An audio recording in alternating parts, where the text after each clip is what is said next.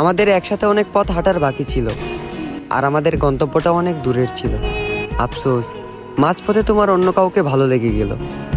আমি হতাশার দৃষ্টিতে তোমার দিকে তাকিয়ে রইলাম। তুমি একবারও পিছু ফিরে আমার দিকে তাকালে না। এমন ব্যবহার করলে হয়তো আমি কোনো কালেই তোমার আপন কেউ ছিলাম না। হারিয়ে গেলে তুমি অজানা গহীন বনে।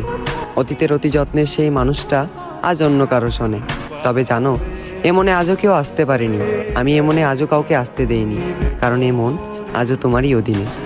আর ভবিষ্যতেও কেউ এমনে দখলদারি করতে পারবে না। আমি দেব না কাউকে এই সুযোগ। তুমিহীনা অপেক্ষারত শূন্য মন পার করে দেব, কিছু মাস, কিছু বছর বা কয়েক যুগ। হ্যাঁ, তুমিও ভালোবেসেছিলে আর আমিও ভালোবেসেছিলাম। তবে আমি ভালোবেসেছিলাম তোমার থেকে একটু বেশি।